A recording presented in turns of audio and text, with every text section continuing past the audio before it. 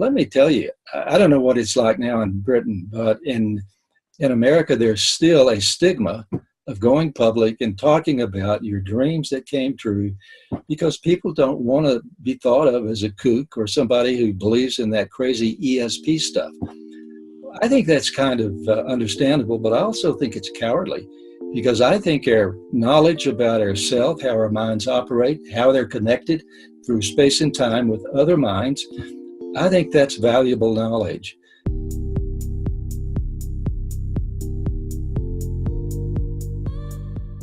How are you? How are you doing? I'm good. I'm good. Yeah, firstly, thank you so much for allowing me to do this interview. Yeah, I'm a huge fan of your work. I've followed you for many years, and it's an honour and a pleasure to speak with you today. So thank you. It's my pleasure. So yeah, we'll get straight into it. It's going to be quite informal, quite relaxed. If there's anything that kind of comes up over the time that we're going to be speaking, feel free to, go in a different direction. That's absolutely fine. So I have the book that we're going to be speaking about, the Power of Premonitions, which, correct me if I'm wrong, but it's 10 years next year since you published this. And obviously your work's moved on quite a lot since then. Do you want to just introduce yourself and tell us a little bit about the book and how your work's kind of evolved over the time? Sure. Well, my profession has been that of internal medicine. I've practiced medicine in Dallas, Texas for about 30 years. But I've recently retired from practice, and now I have the luxury to write more books. And I'm also the author of a peer-reviewed journal called Explore, the Journal of Science and Healing. And basically, at this point in my life, I get to do what I want to do. I have the luxury of speaking to audiences who are interested in reading what I write. For an author, it can't get any better than that. Yeah, that's brilliant. Just about the book, so Premonitions, can you tell us a little bit about, firstly, what inspired you to write the book? Well, I had a premonition that really shook me up and turned my life upside down. It was my first year in medical practice, and I had a dream one night, which at the time I thought was the most vivid dream I may ever have had. It seemed trivial on the surface, but I didn't experience it that way. It had to do with the young son, about 3 or 4 years old, of one of my associates, and I dreamt that this child was in a laboratory setting. He was having some test done to his head. There was a technician trying to do something. I assumed that this was an EEG, a brainwave recording. I had no sense of why this was happening. We'd only seen this child 3 or 4 times in our life, had no real connection with this child. And things were not going well in the dream. The child just lost control. He began to fight the technician. He was screaming, crying. And the mother was standing nearby trying to comfort this child. And finally, the technician turned around, threw up her hands and said, "I quit." And she walked away. And I woke up. That was the dream. I went to work and made rounds on patients at the hospital. And at noon, I was sitting with the father of this child, my colleague, in the luncheon area. And in walks his wife carrying this little boy. And he was screaming and crying and really upset. And his hair was wet. And she proceeded to tell her husband my dream. And I was stunned. At that time, I wasn't into any of this stuff. And I realized that if the dream were correct, and I had gotten a camera-like readout ahead of time, the universe did not work the way I had been taught. I knew you couldn't gain information from the future. You couldn't wander from the present into the future and acquire specific camera-like information. And after the wife left, I finally told the colleague of mine my dream, and he was very upset. He was not prepared to think that you could do this either. So we just sort of put it to rest. I never brought it up again with him because it made him so uncomfortable. But I began my own journey of reading the literature in the area of premonitions. I was just astonished that there is an enormous database saying that some physicists and psychophysiologists and people a lot smarter than I was had spent a lifetime looking at these things. So that was the background. It was the sort of experience that you cannot run away from. It was just too monumental. The stakes are too high to ignore it. And so I let it make a difference in my life. And that's basically how this book got written. Amazing. And it's, you know, sorry? Well, I was just going to say that it began to take on a life of its own. My patients began to tell me their premonitions. And interestingly, nurses got wind that Dr. Dossey was interested in this sort of thing. And nurses began to come to me with their own experiences of premonitions. And I came to regard nurses as one of the most premonition-prone occupations that I know of. I happen to be married to a great nurse who's written about 30 books herself in these things. And so it was one thing after another, and I became fascinated with the whole deal, and thus the book. And I think it takes a lot of courage, you know, to go in that direction. Like you said, you know, some people can be scared of it, they don't know. I'm really interested in premonitions and also intuition. Like, what do you think the difference is between a premonition and an intuition? What do you say? Well, I think they're very related. As a matter of fact, I don't make any distinction in my own thinking about premonitions versus intuitions. I think both are the products of our unconscious knowing. Under certain conditions.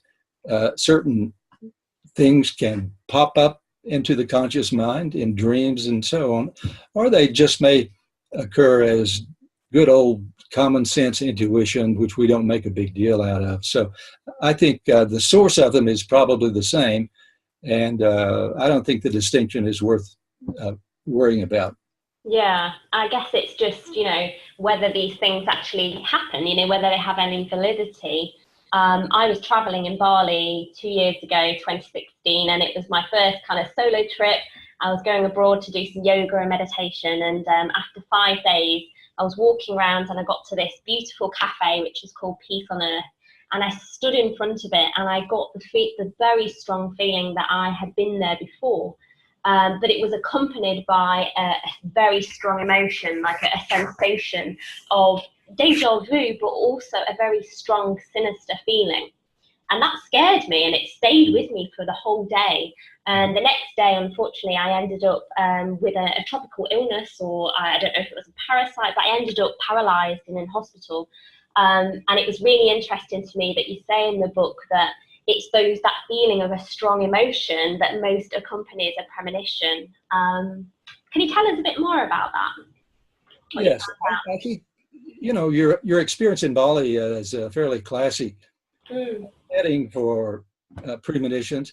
Travel has some ability to loosen us up and get us out of our ruts and habits so that information can surface into the conscious mind. And also, you've been meditating.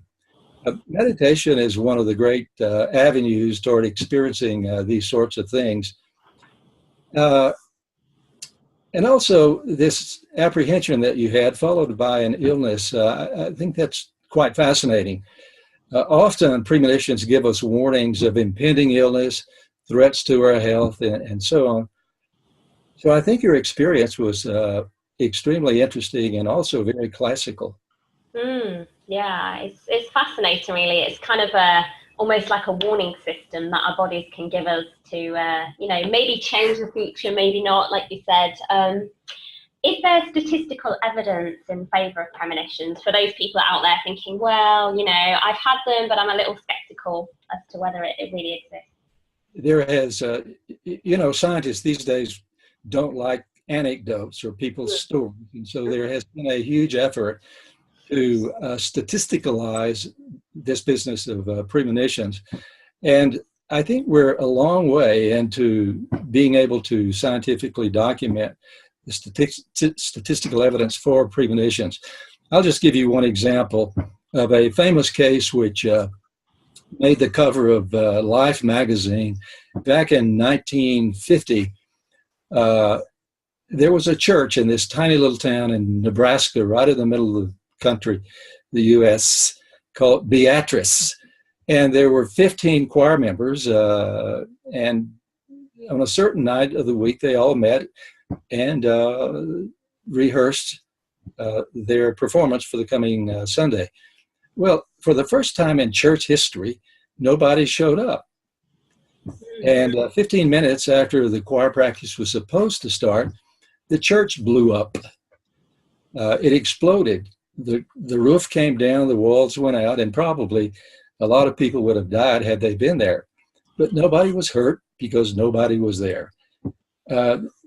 This spread like wildfire around the country. Why did nobody show up? And the statisticians descended on this little town and managed to interview every one of these 15 people. As it turned out, nobody had any intuition or premonition that the church was going to explode. They all had mundane reasons for staying away, doing their ironing, doing homework, and this, that, and the other. They just forgot that choir practice was being held. Statisticians tried to figure out the odds against chance of all 15 members on that particular day of the year staying away. Warren Weaver, one of the great statisticians of all time, came up with the figure of 1 chance in a million that this would happen. So people can say this is just a coincidence, but when statisticians actually put these events under the microscope, what you get is something going on here that needs an explanation. And so I have practically lost my patience with people who say, well, let's not get upset about this sort of stuff. It's just a coincidence. I don't think that is an adequate approach. Yeah, that makes sense. I love the bit in the book about, how we can identify and recognize premonitions, and how we can maybe cultivate them as well. So meditation, which you've already mentioned, being in nature, kind of being in silence, that kind of thing. And you mentioned the kind of cultural aspect as well. Obviously, Icelandic culture, they believe in premonitions, it's quite widely accepted. And because of that, more people in Iceland actually have premonitions, which I thought was really, really interesting. Could you just tell us a little bit more about that, about how we could cultivate it? Well, I think most people who do serious work in this field say that you need to encourage them by paying attention to your dreams. Dreams are one of the great avenues for premonitions announcing themselves. And so how do you do that? Well, the people who do research in this field say it helps to keep a dream diary in which you record your dreams immediately on awakening before they slip away. This has the interesting effect of making premonitions in dreams more frequent, and also it helps you correlate the dream with events that play out later in that day or the week. So instead of forgetting them, you're more likely to remember them and make the connections. Actually, this has a little side effect I bumped into. When I got interested in this field, I started keeping a dream diary myself. And it was fun for the first few weeks, but then it got out of hand. I found out that premonitions and dreams became more frequent. They became much more complex. It took me an hour to adequately describe dream premonitions. And I scuttled the whole effort when I began to become late for work. This has gotten out of hand, and it's interfering with my life. So I gave up the project. So I would encourage people to try that. They may or may not find it doable, but it certainly is effective in my judgment. Also, I think the things that you mentioned a moment ago, exposure to great beauty in nature, or listening to great music, or visiting wonderful art museums, have some wonderful effect on the unconscious. It simply helps things float to the conscious mind.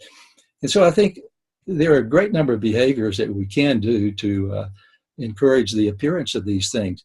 Also, just simply stating, I'm ready for this. You know, I want to have premonitions. I'm ready to deal with it. Has the wonderful effect of freshening up these things and helping them occur more frequently. Absolutely. That's the thing.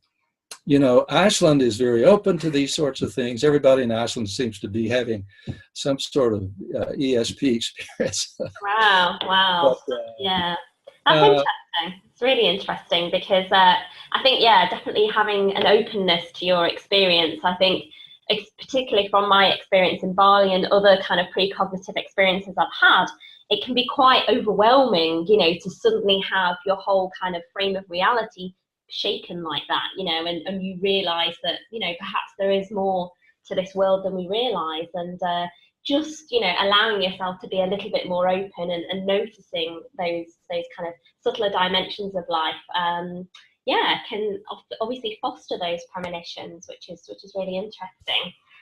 You've told us about one of your premonitions. Have you had any other profound premonitions? Yeah, I had one that sounds trivial, but for me it was meaningful. When I bought my first computer, it came with an instruction booklet, and the booklet was written in somebody whose native language was not English. And I was writing at that point, and I was doing my manuscript on the computer, but I didn't know how to put footnotes into the text. And so I went to the book. The book was just horrible. It gave me bad instructions, and frustrated one night, I just said, I'll just deal with this tomorrow. That night I had a dream in which I saw the specific method of entering footnotes into the manuscript. I woke up, cranked up the old computer, and it worked like a charm. I mean, for me, that was quite interesting. I used my logic and my reasoning during the waking hours the day before, and that didn't work. But somehow it came in a dream, and it was just right on target. I mean, that's a trivial example, but when it happens to you, it can be quite meaningful. Yeah, absolutely. It's those validity of your own experience, I guess. And like you say, as an anecdotal story, maybe the scientists would say, well, you know, that could be a coincidence, but take enough of these stories together. And yeah, obviously it's quite powerful, and it has a quite powerful effect on the individual, I think, when these things happen. You know, this is particularly true in health events in patients who have got up their courage to tell me about these things. I had one patient who came to me in a frenzy almost. She was a famous attorney in Dallas where I practiced medicine. And she said, you have to help me. I've got cancer, I know it. I had a dream last night, and I saw 3 little white spots on my left ovary, and I know it's cancer.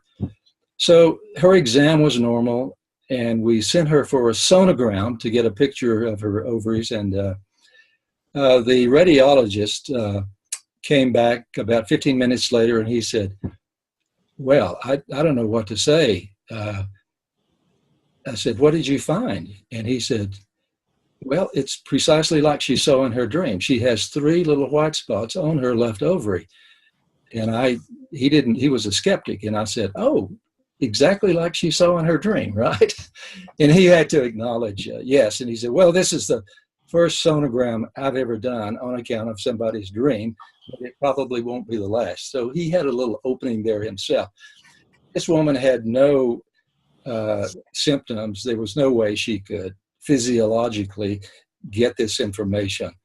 But these kinds of examples where people have a foreknowledge of a potential health issue are just very, very common. A friend of mine, Dr. Larry Burke, who was an American radiologist, has collected dreams of women with breast cancer. He has a series of about 24 now. The dreams are very similar. Usually in the dream, the woman has a paternal father figure to come to her and say, look, go get a mammogram. You know, you really need to get this done. Don't hesitate. And the woman goes and has the mammogram, and in 18 out of 18 cases in a cancer support group that he is aware of, the dreams were right on target. This is more statistics for you. 18 out of 18 is pretty convincing. And of course, we have to be careful about how we use these statistics, because all the women in the cancer support group obviously had cancer. So this skews the statistics a bit, but it's very peculiar that all of these women had the annunciation of the cancer in a dream. Yeah, and something that, you know, perhaps we haven't discussed before, but it's really interesting, is whether you can change the course of your premonition or not. I remember in the book you talk about a lady that woke up and she thought that something was going to crash on her baby. So she woke up and got the baby out of her cot, and then, of course, a couple of hours later that happened. So sometimes premonitions can be almost like a warning for us, can't they? And sometimes those things happen without us, you know, being able to affect any change in any way. Well, that's obviously true. I think that premonitions give us a way of saying that the future is not fixed. It may be probabilistic. If you don't do anything to change it, this is what's going to happen. But in her case, she had the dream of the chandelier falling from the ceiling and crushing the baby and demolishing the baby's bed. And she goes and gets the baby, brings it back to the bed with her husband, and goes back to sleep, only to be awakened in a couple of hours by the crash of the chandelier from the ceiling, demolishing the baby's bed. Had she not acted on her premonition dream, not knowing that it was a premonition at the time, the baby probably would have been killed. This is a profound example of being able to see what would have happened unless she had taken action. These kinds of premonitions, where people obviously can alter the future by their intentions and behaviors, are some of the richest stories, I think, in all this premonition lore. Yeah, fascinating. What about premonitions and synchronicity? Obviously, if people travel, and I travel quite a bit, and I know a lot of other travelers, and they say that because their mind is so open, they see a lot more synchronicities. They see a direct correlation between their inner experience and things that are happening in the world. Why do you think that is? I think premonitions and synchronicities are pretty much on the same page. Synchronicities are different because usually they have incredible meaning to the person who experiences them, and sometimes premonitions seem just sort of trivial. But if you sort of reason through what's going on in premonitions and synchronicities, it is apparent that we are gaining information outside of our brain and body and into the future. And I think both categories tell us that there are few boundaries that lock us into the brain and body in the present. The tapestry that is revealed in both synchronicities and premonitions, I think, shows that there's a connectivity in the universe that expresses itself under certain conditions, and we can pick up on those correlations through synchronicities or premonitions or intuition. That's really interesting. And you said that one way that we can do that is effectively get into kind of altered states of consciousness, whether that's meditation and kind of documenting your dreams. I've started trying to document my dreams, but I find that they're just kind of floating away from me as I wake up. But, you know, with practice, hopefully, I'll start to kind of record my dreams. Would you still encourage people to record their dreams as a way of getting information? Yeah, if they want to understand more about the operations of their consciousness, I would certainly do that. But let's face it, a lot of people have this idea of just, I don't want to go there. You know, don't get me involved in this. I mean, they project what they think of as a little bit of craziness mixed with a little social disapproval. And let me tell you, I don't know what it's like now in Britain, but in America, there's still a stigma of going public and talking about your dreams that came true, because people don't want to be thought of as a kook or somebody who believes in that crazy ESP stuff. I think that's kind of understandable, but I also think it's cowardly. because I think our knowledge about ourselves, how our minds operate, how they're connected through space and time with other minds, I think that's valuable knowledge. I think it's part of the human maturational system to become involved in that and gain greater knowledge about our conscious and unconscious and how they interact. So I would encourage people to have fun with this, to step out of the ordinary and tell the critics, if you don't want to do this, that's your choice, but I'm going there. Yeah, brilliant. Yeah, brilliant point. I mean, there's certainly a stigma here still in the UK, and I guess the non-ordinary experience of consciousness that I know obviously we all do experience at some point or another, whether that's just a small kind of telepathic communication between you and a partner or a friend, or a precognitive dream, or just some aspect of kind of meaningful synchronicity. We have no frame of reference for it in society. So I know personally from my own experience and experience of my friends that I've spoken to, it can unnerve them at a deep level, because they've got no frame of reference for it, which is why I'm so passionate about bringing this information more out into the public and saying, our experience is valid and it's important, and, we can pay attention to it without becoming scared, or, because even though it's something that we don't necessarily understand, it can be something that we can explore, Right. And start to investigate a little bit more, like recording your dreams and things like that. Well, I would add one other thing to it. There's a very compelling reason to get involved with this, because frankly, premonitions might save your life. And if you look at the etymology of premonitions, it really basically boils down to Latin terms meaning foreknowledge. And foreknowledge can come in quite handy. I had a personal experience with this as a battalion surgeon in the field in Vietnam in 1968-69. And I met many young men who had premonitions that they told me saved their life. One of them said, "Doc, it doesn't take but just a second or two of foreknowledge to take action. That's all it takes." And these guys had personal experiences of the enemy trying to kill them, but because they sensed that something was about to happen, their life was saved. You bring this back to the civilian area and you run into things like Dr. Burke's series of women whose life was saved probably by a dream of incipient breast cancer before any sort of symptoms developed. So we're not talking about just a plaything here. I mean, I think that premonitions have an extraordinary benevolent side to them. I think they're programmed so that we can benefit from them. And to deny the power of premonitions, I think, is just to say to the universe, no thanks, I don't think I'll do this. It's just too scary. And when in fact, I think the whole universe is structured to help us survive. And premonitions is one way of doing that. Yeah, I agree. And what about lucid dreams? Obviously, it's not totally in the realm of precognition, but it's a state of altered consciousness where obviously you're dreaming and then you wake up and you realize you're dreaming.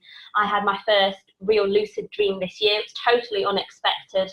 I realized that I was dreaming in my dream, and I shouted to everybody, "This is a dream," and then I was able to fly, and lots of different things happened, and some of it was not controlled by me, and then I could control certain aspects, but I was 100% lucid. What do you think about lucid dreams, and how might they correlate with precognition? Well, I'm fascinated by lucid dreams. I'm still working on lucid dreaming. I haven't had a personal experience, but I'm waiting. I'm open. Yeah. Lucid dreams are often shared between dreamers. I communicated with dream groups, and almost everyone in this group is a lucid dreamer, and they tell me about sharing dreams with one another. I think this is a huge new development in premonitory dream research, and I don't know a lot about lucid dreaming, frankly, but it just seems to me that this is another step up in the level of knowing how our unconscious operates, liberating it in a sense that the information remains not buried in the unconscious, but can float to the conscious, where we can become aware of things that we're usually not sensitive to. Lucid dreaming is a great example of that. I think it's an increased level of awareness, and frankly, I envy those of you who can do this. Well, it wasn't planned at all, but yeah, it's really interesting. And I think what you say is accessing these other dimensions of consciousness and becoming aware of, you know, our premonitions. It's all about evolving our level of awareness, which for me, it's all about our evolution as humanity, which is why I find it so fascinating. It's as if we've kind of got to the limits of our material world, and now, you know, we're starting to explore our rich inner world and the possibilities for evolution there. So I use intuition a lot in my business. Actually, I work totally remotely, so I'm working with clients all over the world, so I don't often get to meet them face to face. So I rely on my gut instinct a lot to get a sense about, you know, can I work with this person? Does this feel good to me? Can I trust this? And does this feel good that I want to take this on? And you've kind of mentioned about those that have the intuition about business, and you mentioned about those, you know, people that had a premonition about the stock market, and then once they started to get a little bit greedy about that, the premonition seemed to stop. Do you think that was something within them that was kind of stopping that information coming through? Or? Well, I think that it's little known that people have used premonitions and intuition and manipulating the stock market and have made tremendous sums of money, as long as they're not greedy. And then when greed steps in, what you see is people saying, let's go for it, let's break the bank.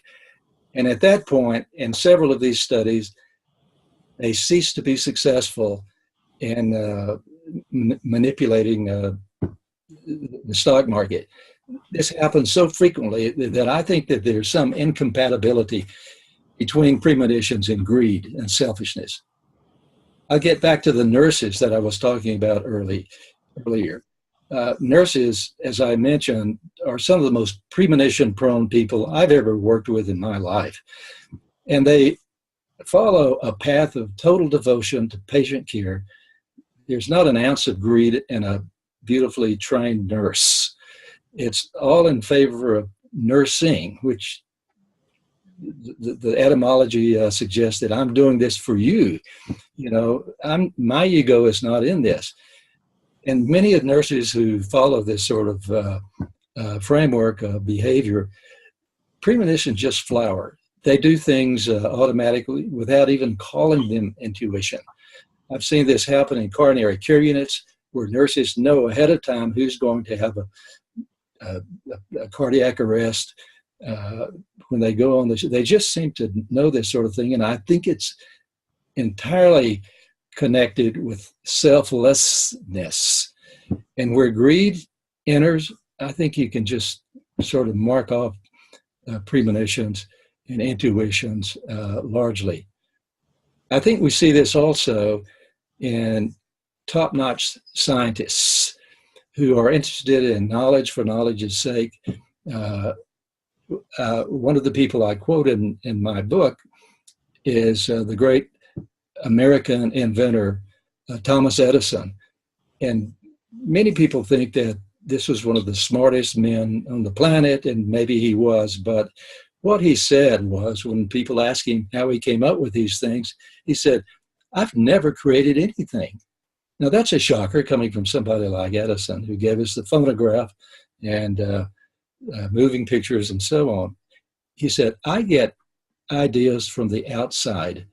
I get ideas from the universe. Well, this is a shocker for people who think that, you know, you've got to have an IQ of 200 in order to do something great in science. Not for Edison. And you find this also in people who have been at the forefront of quantum mechanics in the 20th century. They tend to believe that there is a dimension where they can enter that doesn't have anything to do with reasoning from A to B to C. One of these people was the inventor of quantum mechanics, Max Planck. who held the idea that consciousness is fundamental. It isn't made by the brain. It isn't produced by anything physical. As a matter of fact, he held that it was the other way around. Matter is a function of consciousness, but we've reversed that. Erwin Schrödinger, who won the Nobel Prize in Physics in 1933, David Bohm, you could just make a long list of these sorts of people who felt that consciousness was the fundamental, not matter, not electrons, nothing microscopic, but consciousness is the source. And people who can tap into that tend to do quite well. It's interesting. And what I didn't know is Abraham Lincoln tapped into that, didn't he? And he got that premonition about his own death, which he ignored because he didn't think it was for him. Death premonitions seem to be quite a common thing. What do you think about them? And would you like to perhaps know of your kind of time, as it were? Actually, I would not. I want to be prepared when I make my transition, but I'm not interested in knowing the moment of my death. Yeah. I'm in favor of a surprise on that point, and so I think this is an interesting question. But you can count me in as one of those people who had rather not know of the specific time and the circumstances of my death. Yeah, I think it's one of those things that we are kind of bringing more to the forefront, particularly with NDE research. I've interviewed quite a few people that have clinically died and come back to life, and the profound change in them is enormous, really. It's a very interesting area of research, and death premonitions is an interesting one. I think a lot of ancient cultures, just reading in the book, say that they took premonitions really seriously. But it feels like in our culture, as we've spoken about, there's a bit of a stigma and maybe a bit of a fear, actually, around what that will mean if we do accept the importance and, the validity of premonitions. And what do you think it will take for us as a culture to kind of move towards that and acknowledge these maybe subtler dimensions or higher dimensions of consciousness? Well, I think if people just did good science, I'm talking about scientists also, if they had the courage just to follow data, I think there would not be a problem in acknowledging the ubiquity of these phenomena. They're everywhere. Even scientists who deny that premonitions are real often have premonitory experiences, total breakthroughs that lead to huge accomplishments in hardcore science. We are moving in the direction that I think we should go. Back 30 years ago, almost no medical schools in the United States, for example, had courses looking at the operations of consciousness through prayer and the connection of spirituality to health outcomes. Now, almost all of the medical schools in the United States feature formal coursework exploring the connection between spiritual practices and human health outcomes. So this is very promising. But still, there's this taboo, ESP type stuff, and people really get offended easily if you're too aggressive in promoting this sort of thing. I think it's cowardly not to promote it, however, because little known to skeptics, there is an enormous body of hardcore science now showing that people can acquire knowledge before it happens. They can intervene in future happenings that are highly probabilistic, and they can use premonitions and unusual ways of knowing on the behalf of people. In medicine, this is practically unchallengeable. So I look forward to the day when this tide of increasing awareness continues to build, and I think that we're going to see it. To tell you the truth, I don't think we have a lot of choice in the matter, because the problems that we're facing on this planet have to do with people who are cocooned and who are selfish and are greedy and are pitted one tribe against another. And this is the antithesis of the openness and the connectivity we see between one another through these things we've been talking about. Sure. I don't think we're going to be able to meet the challenges that face us unless we're able to segue into this one mind idea, this connectivity between your thoughts and my thoughts, and our ability to be loving and compassionate toward one another. That's what it's going to take for us to meet the incredible challenges that we face.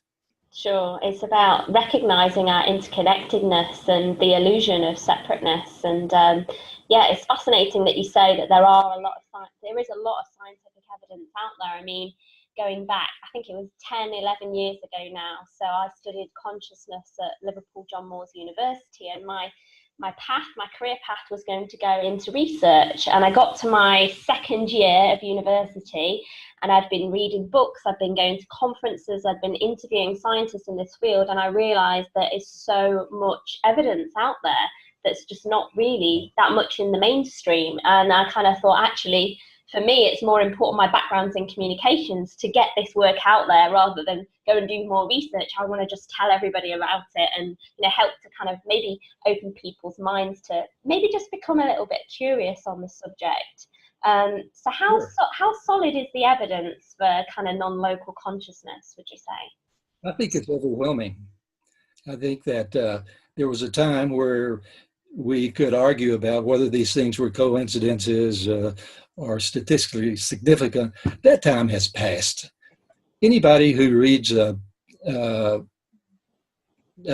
books written by people who are in the laboratories doing this sort of research, people, for instance, like Dean Radin, who is the chief scientist at the Institute of Noetic Sciences, people in your country like Rupert Sheldrake, Peter Finnick, probably you've interviewed these folks, Pim van Lommel, the famous cardiologist in Holland. These people aren't just telling anecdotes and stories anymore. They're backed up by hardcore statistical evidence. So if people want to say, this is nonsense, I think that they need to open their minds and their eyes and ears and read some of the actual studies. Actually, in arguments I have with people who think that distant healing, and premonitions are just baloney, I have never met an actual scientist who's a skeptic who has even read the relevant studies to which they're opposed. It's kind of like saying, no, I don't like that food, but have you tried the food? I have a perverse pleasure in collecting comments from skeptics. And my favorite one is a scientist who looked at some of the stuff that had to do with remote viewing. And he said, this is the sort of thing I wouldn't believe, even if it were true. And we laugh about that, but it's not funny. I mean, there's a closed-mindedness in a lot of people who say, no matter how convincing the statistics become, I'm just not going to go there. I think that these people do a lot of damage, but they will not win the war, and science will prevail, and good data floats to the top and will carry the day. Yeah, absolutely. I'd just kind of like to honor you for, everything that you've done throughout your career. You've written many, many books, and I encourage people to read your books, and then also, everybody else's research that you've mentioned as well. I guess one question that we haven't really discussed and that I'd like to ask you is, if somebody was listening to this and they're really interested in perhaps carrying on further research in this area, whether it's into premonitions or non-local consciousness, what advice do you have for them, or would you give to them entering into this field? Well, I would say pay attention, first of all, to your own experiences. I think all of us have everyday experiences that point in the direction of these things we've been talking about, but we don't notice them. They don't become real enough for us. And also, ground yourself in the literature. It's easier than ever before to do that. I'm not just pumping my books, but there are any number of books written by skillful researchers looking at this field, telling stories, but also doing experiments, not just with people, but with the ability of intention to influence animals, plants, microbes, biochemical reactions. There is an avalanche of information that can encourage you and inspire you to take even greater steps in this field. Yeah, absolutely. I agree with you. And I think we're certainly moving in that direction. Do you feel that the scientific evidence and the scientific community are almost starting to accept, the evidence for non-local consciousness, or do you think we've got quite a way to go? Well, there's a famous book written called The Structure of Scientific Revolutions. Yeah. And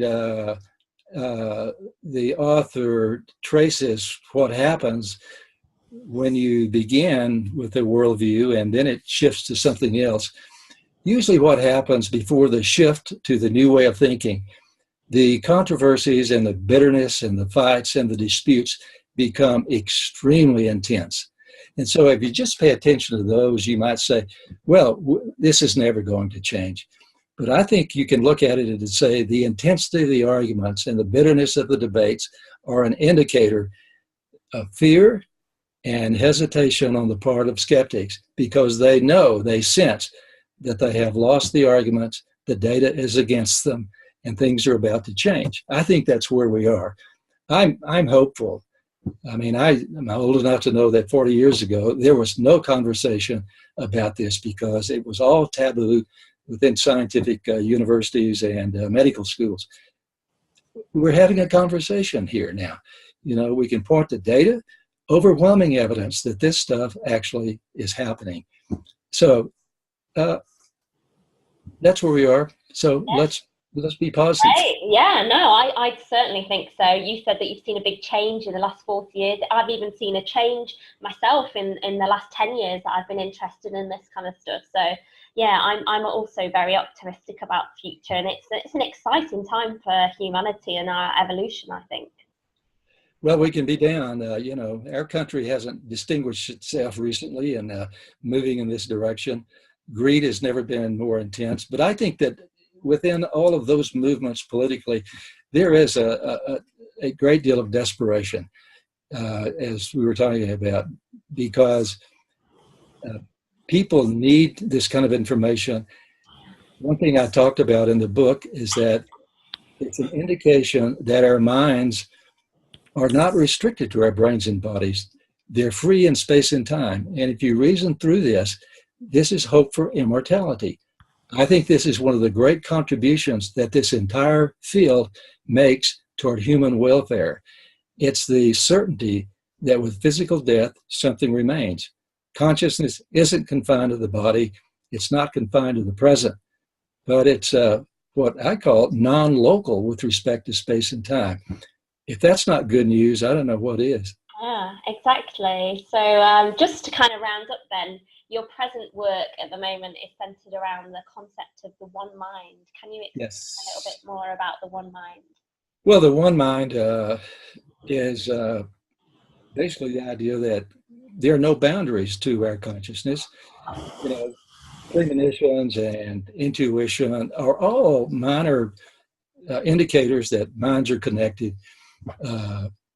I think we have been brainwashed by neuroscience to say that it's all located up here.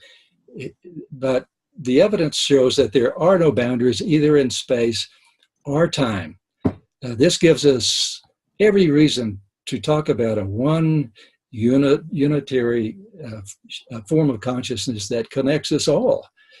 Of course, we don't want to violate the tenets of personality, and that will remain important, but that's only one side of the coin. The basic understanding is that we're connected. No boundaries either in space or time.